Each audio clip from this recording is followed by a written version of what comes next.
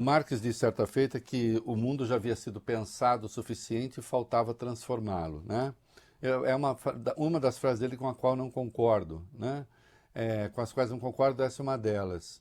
Não, não se pensou o mundo, nunca se terá pensado o mundo o suficiente, é preciso sempre pensar. E transformar também. São tarefas, né? É, co-ocorrentes, elas acontecem ao mesmo tempo, né? E uma das nossas funções aqui no É da Coisa, e uma das minhas atribuições no jornalismo, é fazer essa reflexão com você, né? Eu não sou do tipo que a qualquer coisinha sai gritando fogo na floresta. Fogo na floresta, tá, olha, desespero. Não, mas também não sou do tipo que fica adorando a pílula e dizendo: olha, não é tão grave assim, imagina que isso. Só um atentado terrorista na Praça dos Três Poderes, com o objetivo inicial de matar um ministro do Supremo, imagina que isso. Não, isso tudo é muito grave, né? E temos de dar a essas coisas a gravidade que elas têm, né? E que muitos estão tentando aí fazer de conta: olha, não. Não. E alguns dos meus piores pressentimentos estão se cumprindo. E eu vou falar aqui. Em primeiro lugar, não há ataque terrorista solitário. Existe sempre um contexto. A pessoa até pode atuar sozinha. Ela até pode achar que recebeu um chamado vindo de algum lugar, uma mensagem. Vocês devem conhecer a expressão apito de cachorro, que é quando o sujeito acha que há mensagens codificadas, e às vezes há mesmo, e que ele está entendendo o código, então ele vai lá fazer aquilo que ele acha que seus líderes estão pedindo para fazer. E muitas vezes estão. Né? Mas ainda que ele não combine com ninguém, não existe atentado terrorista no éter. Né? O Brasil não é o país do reizinho, do Pequeno Príncipe, que ele era o rei de um país solitário, ele era o rei solitário de um país, era o único habitante de um planeta em que ele era rei. Não, nós existimos em conexão com outras pessoas. Né? O senhor Francisco Vanderlei Luiz saiu de Rio do Sul, em Santa Catarina, né? Foi para Brasília, e aí, pelo menos 2 períodos, ficou lá, esteve lá em janeiro, não se tem notícia do ato no dia 8 de janeiro de 2023, mas em janeiro ele estava lá, depois voltou, retornou a Brasília. Né? Todo esse percurso dele a Polícia Federal já refez. E ele tinha convicções políticas muito claras. Oh, vai querer responsabilizar Bolsonaro? Calma, eu chego lá. Como eu coloco na minha coluna hoje, não é preciso pensar as circunstâncias, porque nós temos hoje, e já há muito tempo, mas continua, permanece, nós temos pessoas que vivem do ataque às instituições, cuja função é atacar as instituições. Pior, temos homens públicos com mandato e às vezes no executivo que atacam as instituições. Quando eu tenho um presidente da República que não aceita que foi derrotado por um processo legítimo e incentiva por silêncios e palavras ambíguas a resistência é quê? Resistência à democracia. Resistência à regra do jogo. Resistência à Constituição. Quando a gente tem um presidente que faz isso, como tivemos, e que depois, de volta ao país, após a fuga para não passar a faixa, continua a pôr em dúvida o resultado daquela eleição, daquele pleito, que trata os adversários políticos como inimigos que têm de ser destruídos, e não como adversários com os quais se tem de conviver, quando isso existe, também se está passando uma mensagem. Vá lá, resista. Faça alguma coisa. Quantas vezes nós vimos isso, militantes de extrema-direita, deputados de extrema-direita, que, por exemplo, em novembro de 2022, perguntavam: as Forças Armadas vão bater continência para Lula? Mas se as Forças Armadas não batessem continência para Lula, isso só seria possível com um golpe de Estado. Então era a pregação do golpe de Estado, dizer, não era golpe de Estado que a gente queria. Como não era golpe de Estado? Tenham ao menos a coragem de assumir a sua covardia, por mais que isso pareça antitético. Não é? Digam o que realmente pensavam. E essas pessoas foram estimuladas a agir. Foram estimuladas a fazer por si mesmas aquilo que elas entendiam os militares não faziam. Houve as articulações golpistas, conhecidas, mobilização das Forças Armadas e setores das Forças Armadas para isso. Quem disse que o Francisco Vanderlei era só um maluco que estava ouvindo vozes? As vozes que ele ouvia, essas vozes tinham donos.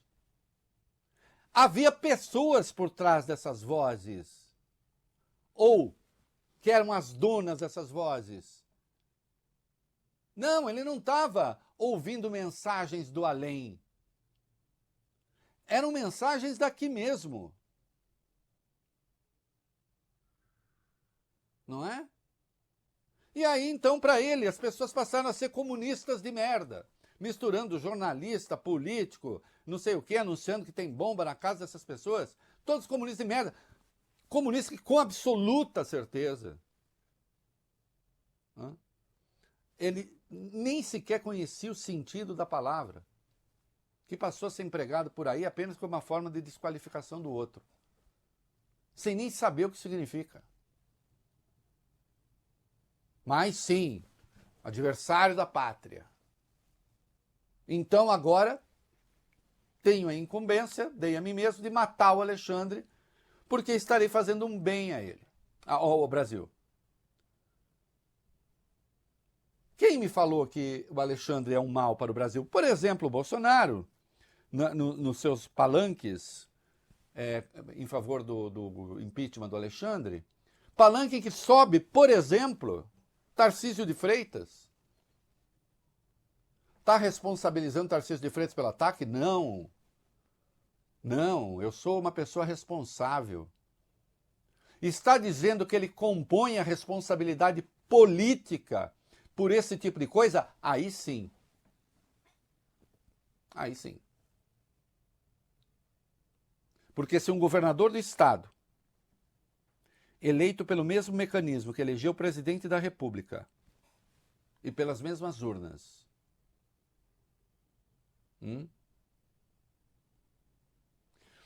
endossa a anistia àqueles que não aceitaram o resultado das eleições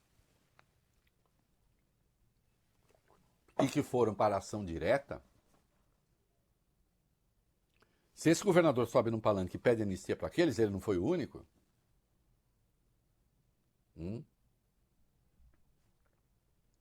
Ele não está respeitando o próprio processo que o elegeu.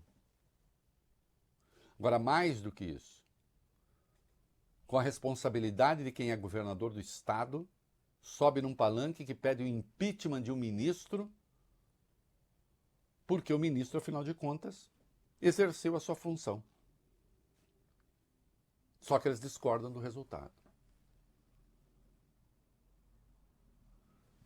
Um palanque que, insisto, pregava anistia àqueles que invadiram e depredaram as respectivas sedes dos três poderes porque não aceitava o resultado legítimo de uma eleição.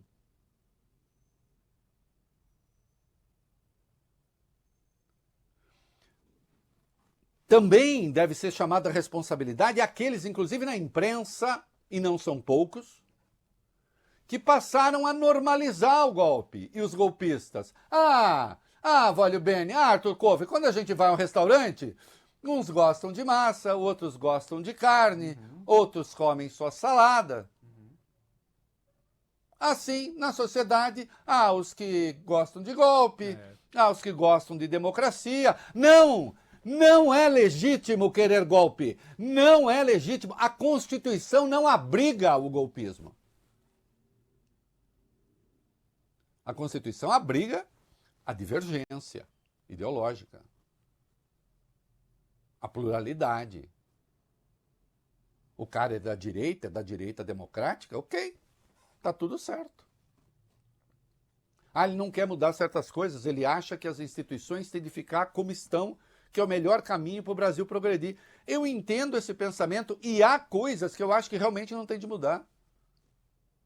Eu também tenho um lado conservador. Aliás, poucas pessoas são tão inteligentes como são os conservadores inteligentes. É o caso dos conservadores brasileiros, com raríssimas exceções? Não. São reacionários, rancorosos, além de desinformados. Não, a Constituição não abriga o golpe. E aí, quando a gente percebe, lá está o Bolsonaro pregando anistia para golpista, pregando anistia para si mesmo e posando de pensador da democracia, em nome da liberdade. Não é? E gente achando que isso é muito bacana, que o risco golpista já passou, que não tem mais maluco por aí. Tem. Agora porque os mecanismos de segurança falham, então... Não, que mecanismo de segurança previne contra coisas desse tipo? O que você não pode ter é uma cultura, o que você não pode ter é um ambiente, o que você não pode ter é uma esfera em que essas coisas pareçam normais. Não há nada de normal, não há nada de aceitável, não há nada de corriqueiro quando um governador de estado, e o Tarcísio não foi o único, no 1º de fevereiro, Caiado também veio e vieram outros, sobe num palanque para pedir impeachment de ministro do Supremo porque cumpriu a sua função.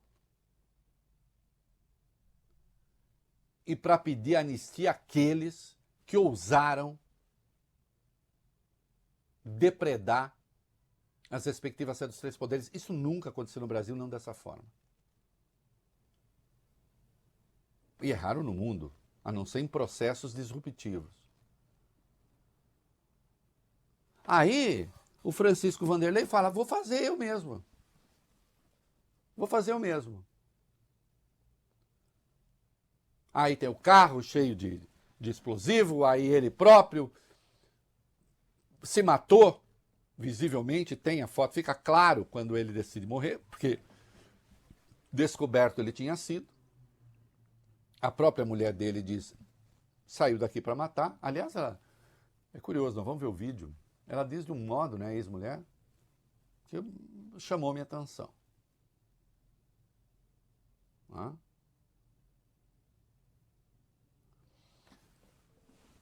Quando se passa a normalizar a agressão às instituições,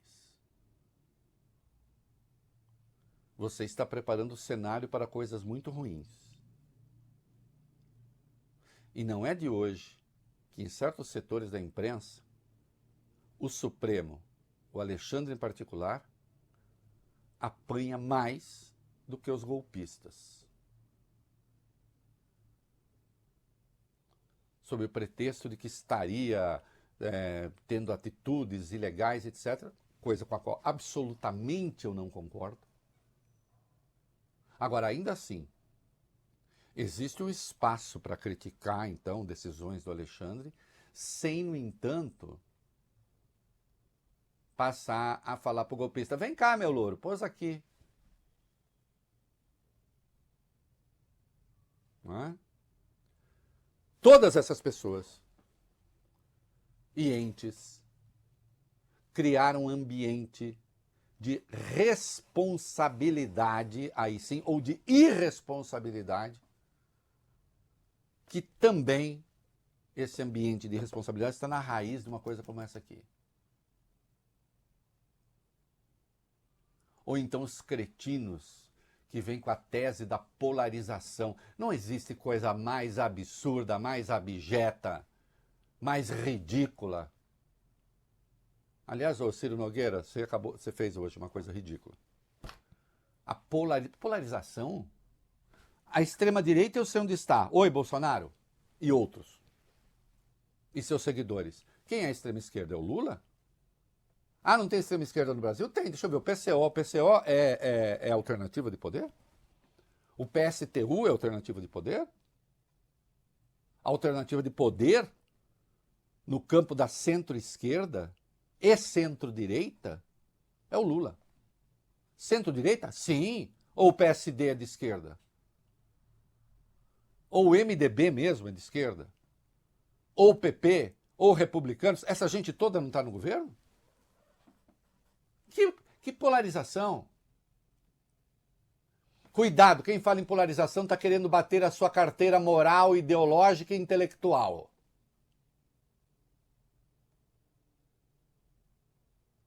Porque no fim das contas está querendo falar assim: não, na política nem Lula nem Bolsonaro. O Bolsonaro ele está inelegível. Agora, nem Lula agora, por quê? Na circunstância, por quê?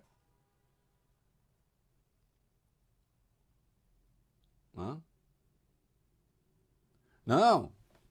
Houvesse uma polarização dessa que dizem, eu também seria contrário, mas ela não existe. Ou, se quiser, existe uma entre aqueles que aceitam a Constituição e aqueles que não aceitam. Acontece que o polo dos que aceitam a Constituição é o bom polo, é o polo decente. O polo dos que não aceitam a Constituição é o polo dos criminosos.